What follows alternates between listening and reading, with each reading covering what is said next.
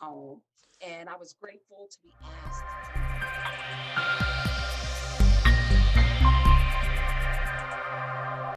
Hi there, viewers. Today, I'm joining a conversation with author Renee Drummond Brown. It's a pleasure to have Mrs. Renee on the show. Welcome on the show, Renee. thank you for having me. Yeah, it's a pleasure to have you here. And I'm grateful to be here, grateful to have been asked by you to come on this show. Yeah. Renee, tell us about your journey to authoring over 45 books. How does it feel to be an author of 45 books? Before I start that, Peter, I just would like to say this to you. Yeah. You sent me your book. And while I know this is about me, this interview, I just can't help us going past the book that I reviewed for you. I'm hoping we have a good lighting here. Oh, fantastic. Yes. And so I just wanted to say to you that you had one poem in here that touched my soul. It's A Soul at War. And if you don't mind, can I please just read this first stanza, Peter? Absolutely. I love that. A soul at war.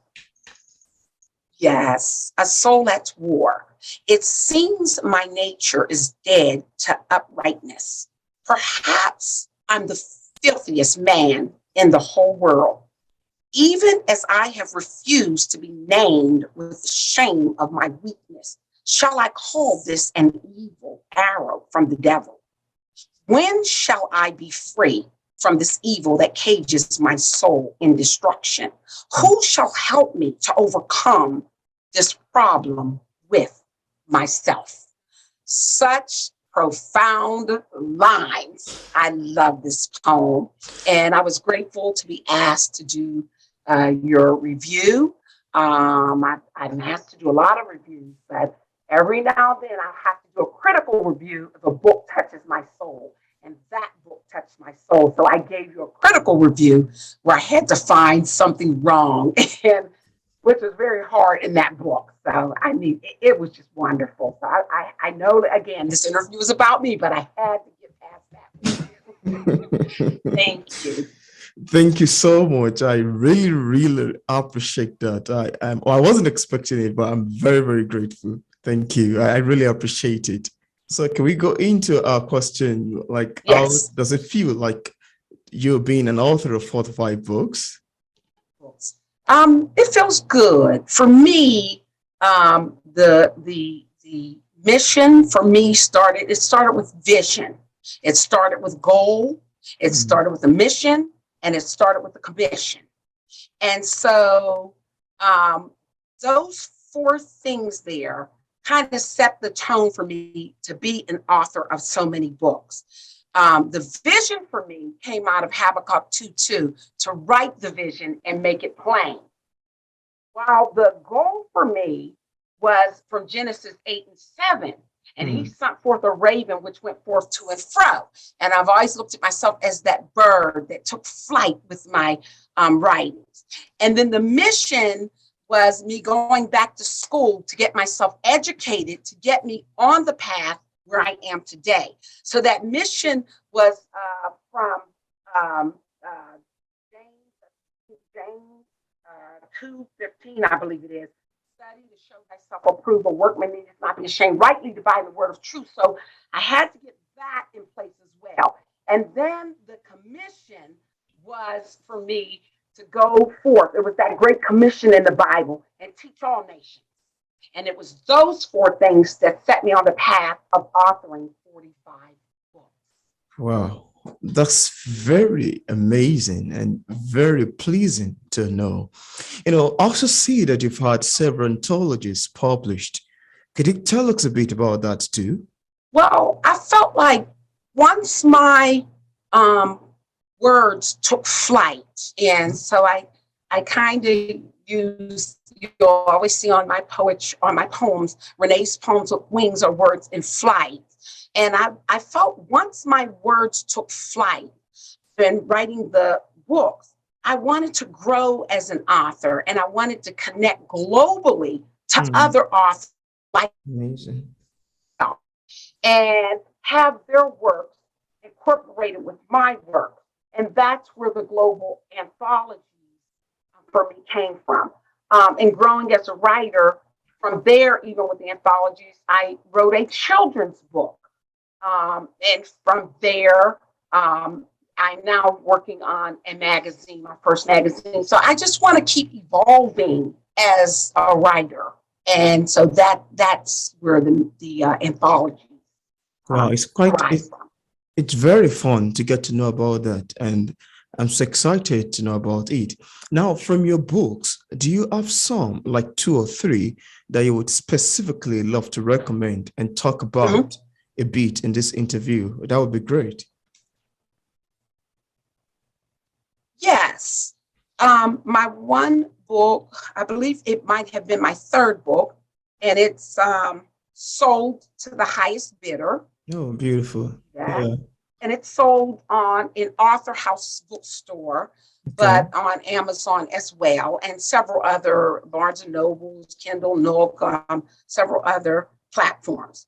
There's another book very special to me, and it's titled "I Once Was Lost, but Now Am Found." Wow. And this book was written by myself and an African artist, Nancy, and I know I'm going to mess her name up, Nadeki. I'm not sure, but I'm doing the best I can.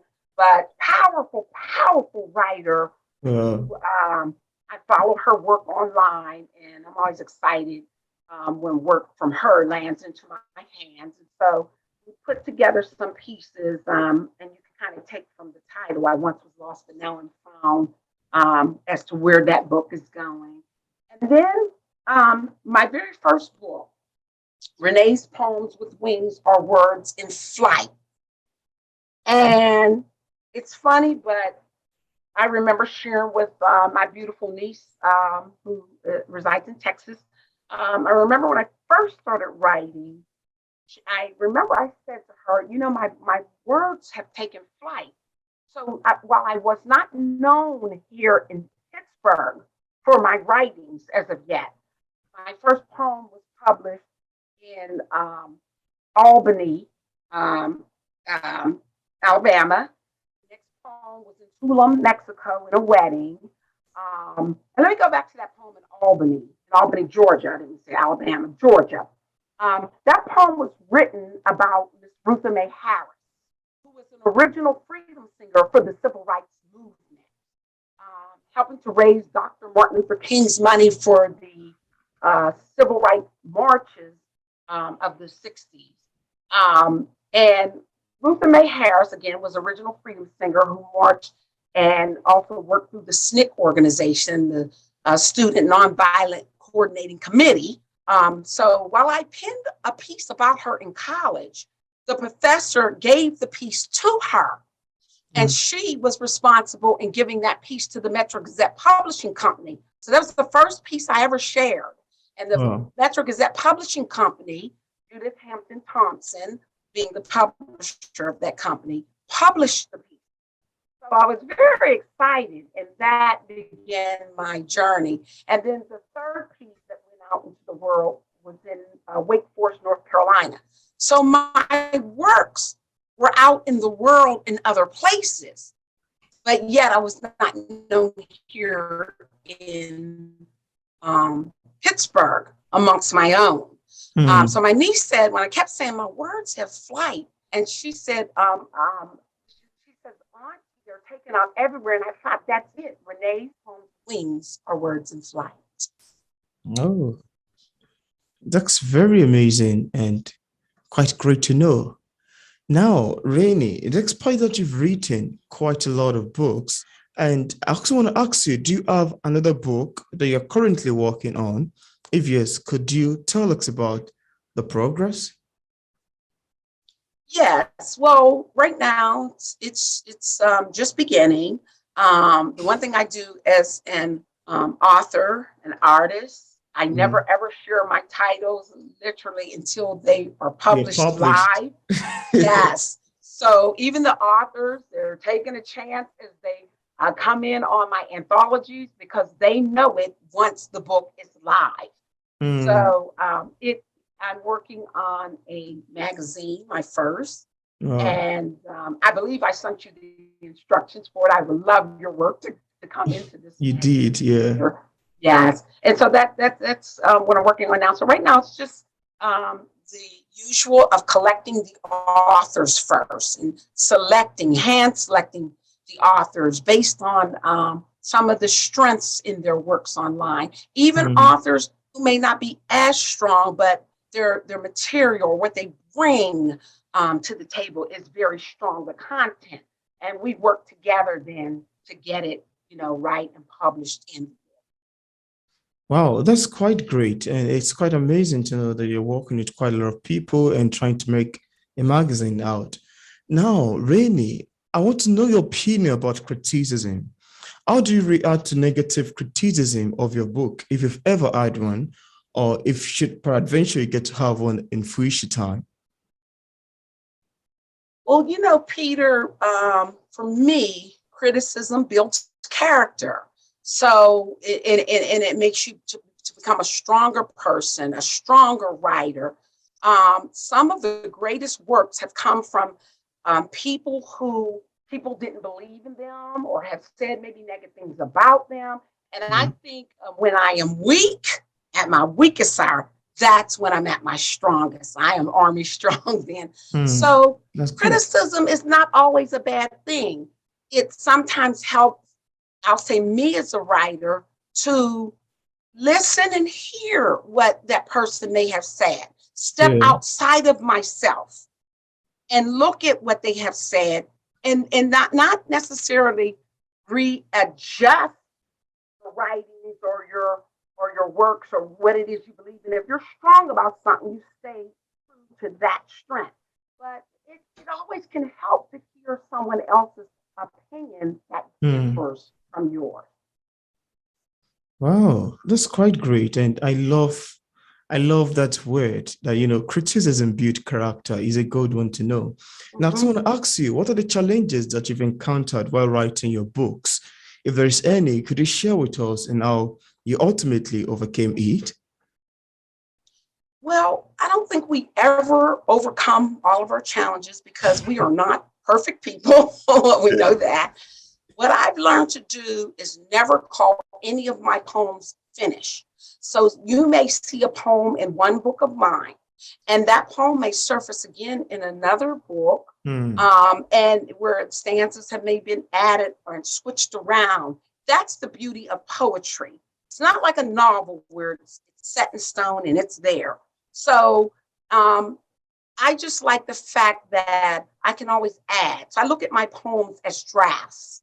I don't look at them as completely finished, and if you will. And having said that, challenges are some of my earlier books have mistakes in them. I have learned to live with those mistakes, see them, because what that does for me as a writer, Hmm. it shows me from the first book I put up to the third, to the eighth, to the 40th book, I've grown. It was a metamorphosis with me. I've evolved. So much has changed about me as a writer, but it keeps me rooted, that first book, to my humble beginnings. And Hmm. something I never want to forget. Oh, I love that. I love your deep, comprehensive answers to these questions. They're quite great and amazing to me. Now, could you tell us what publishing is like for a published author like yourself? What are the mediums you've utilized so far in terms of promoting your book, and what are the challenges you've encountered in terms of marketing your book? Most writers Mm. hate the word marketing. Some feel I don't want to talk about myself. I don't want to Mm. seem as though I'm boasting or I'm bragging or I'm putting this book out there. But if not you, Peter, about your own work, then who?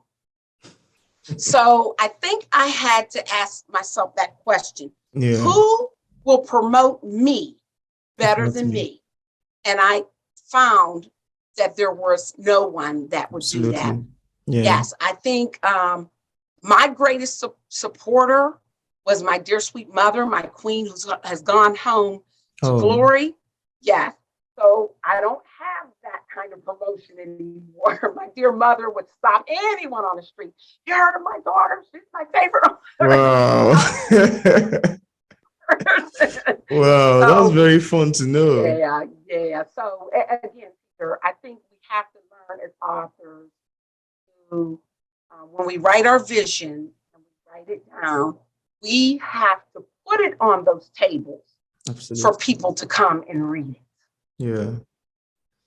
That's great. That's very great. I love, this conversation and some facts that you mentioned in it. They're quite very amazing and quite intriguing to me.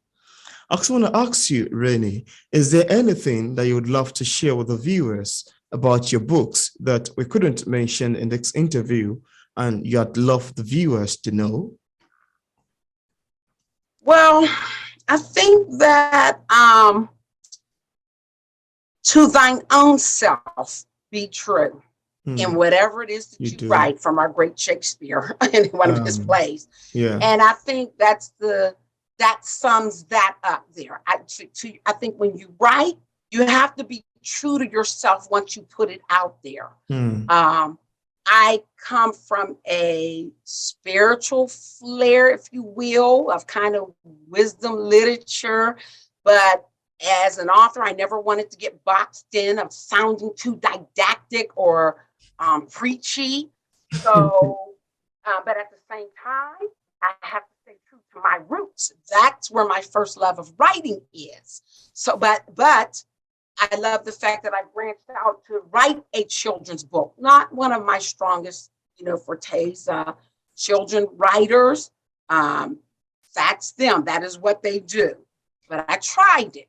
So I just think to our own self, we have to be true. The anthology, just branching outside of yourself and trying other things hmm, and be true in whatever it is that you try. hmm. Wow. I love that. That sounds like a fantastic advice, and I so much love that. Now, as a published author, what sort of advice do you have for other writers who are still struggling with publishing a book like yours? What would you tell people or advise people in this category? My advice to other authors Yeah. is some strong advice that professors have given me along the way, is to write every day. You have to write every single day. It doesn't have to be much. It can be 3 lines, 5 lines. Um, get inspired by things that you see. I Hmm, like to write from the senses. I literally have to smell my poem. I have to taste it. I have to touch the poem, and I have to feel it. Everything about my senses. I got to hear that poem for hmm, it to work for me as a writer. So absolutely. I think when other writers can get in tune with that for themselves, I think that's where your greatest work is formed from. Hmm. Wow. I love this conversation. It's very educative. And you mentioned publishing. Um, Take one step at a time. I Hmm, think, when you're a writer, you certainly don't want to just go into publishing right away. Start out with something simple, maybe a blog, blogging, absolutely. Yeah. right? Maybe going online and posting your piece there and Hmm, not getting upset. Everyone is not going to agree with that what you're poem or reading. agree with you, but Absolutely. be very tasteful in how you do it. Even if someone disagrees, I usually start out, while I respect what you had to say about this, Hmm, that was not my intent of facts and such and such. You can go that route. I've hmm, had an administrator of a poetry group that disagreed with something, and I, while I wrote that and wrote the meaning that she missed, later that day she had all of my work. wow. So it's how we start our conversations with people, and ultimately how we finish them will shape and mold someone. You may You may get someone that'll begin to follow your work based on maybe them not liking something you wrote and you having the right communication with them With lined up. them. Mhm. Absolutely. Yeah. That's a very good advice. I love that. And I'm hoping that viewers, including myself, would love to utilize it. Would you love to do a recitation of any of your poems? That would be great. Yes, I have a couple. So let me start with because someone had purchased this book based on this poem and they had it up this week. So this is titled Familiar Fruit from my book Sold to the Highest Bidder. Okay. Sold to the Highest Bidder. This poem is found on page 3. And basically what I'm doing is connecting the fruits, the strange fruit, Abel Marypool's poem of yesteryears. Hmm. And Billie Holiday also sang his poem, Strange Fruit, They're Southern Trees. So I'm connecting that fruit of yesteryears to the fruit today. Hmm. Familiar fruit. Abel Marypool, them Southern trees still tolerate familiar fruit. Billie Holiday sang about the blood on the leaves and at the root. But I say, the more colored things change, the more they stay the same. Because this familiar fruit's covered in blue with the black asphalt minus a name. Those bodies sporting their holes is anybody's guess why. But the familiar fruit certainly knows without reason or rhyme. The poplar trees have turned into streets. Caught on camera is the fruit's wish. The urban scene of southern tweets. On the ground, face down, smells the aroma of fish. Oh, how it stinks in the north, east, west, and south. But Wow. God knows, for he's that fruit's mouth. The media tears that fruit apart. Not uncommon, though, for a grieving mother's inconsolable heart. So typical and expected, simply because her familiar fruits hung high for the world to see, blatantly rejected, so very blatantly. That strange fruit has always been neglected, but very familiar to me. Dedicated to a tribute to the Strange Fruit poem, written by the late Abel Marypool and sung by the late Billie Holiday. Wow. That's fantastic. Actually, I would like to, this is kind of my signature poem and my anthem for me as a writer, but there was one more I want to read from I Once Was Lost, but now found. So Okay. this poem comes from my book, Oh, beautiful. Renee's I poem, love this The Word to design. Fly, Yeah. for me. Yeah, I love the design of the book. Oh, thank you. This is my first printed book that was published. And so this poem I wrote, I believe 2015, and Oh, my call to writing derived from Dr. Maya Angelou and her poem, Still I Rise, I Rise, I Rise. And what I got from her poem was Still I Write. The answer to Dr. Maya Angelou, Still I Rise. And that answer, of course, is for me. Maya, of course, they wrote you down in history. You proved them wrong in truth, but you planted for me calligraphy. So I'm heard on paper all the way to God's celestial roof. My passion for writing does upset them, but I can't be concerned because you left for me a gift from God, and it'll be writing that I'll forever yearn. hmm. Just like God's raven leaving the ark, she flew to and fro until the waters were dried up from off of the earth. And because of you, I'll forever write in the skies, seas, and dirt. This for certain I do know. I was that broken soul and bowed solo to Satan's pit. With nowhere to get but up, I allowed my pen to place me within God's script. I know my writings excite you. And with God for you, who could be against us and giving me that nod? I finally hear your words loud and clear. The poems you left behind are messages of truths minus the facades. Some have shot my writings to pieces, while others have damaged me over time. But God sends a ram in a bush, ink, a quill, and wrote for me Ecclesiastes 3.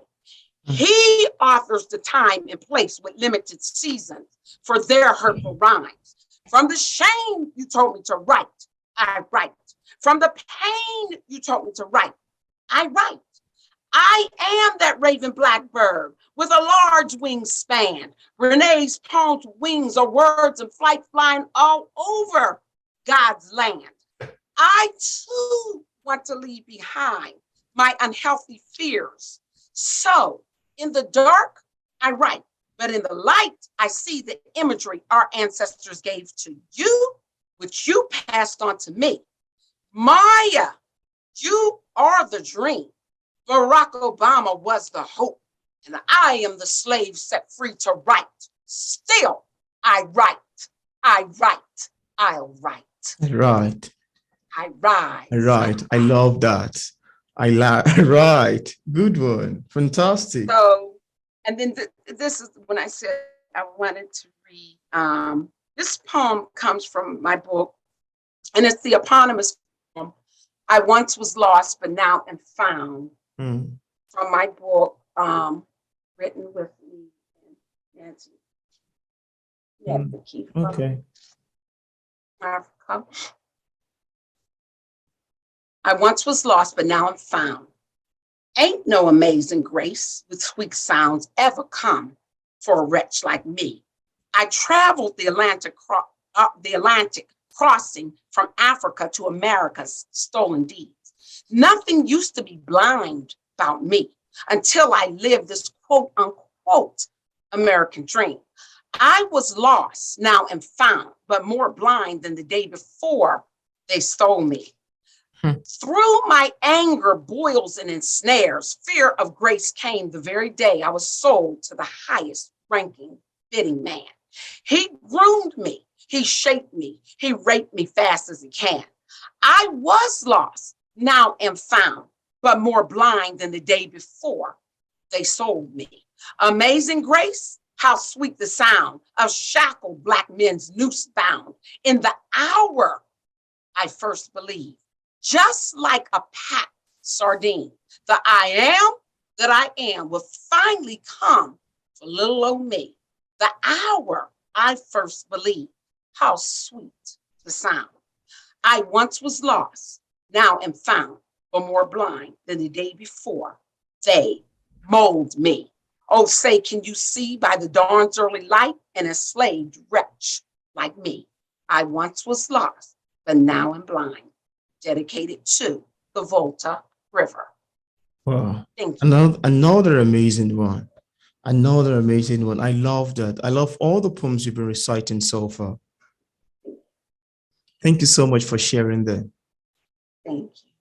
Yeah, please tell us, Renee, where can we get a copy of your book? Where can viewers out there who would love to get a copy of your book, where can we purchase a copy of your book? Well, Amazon.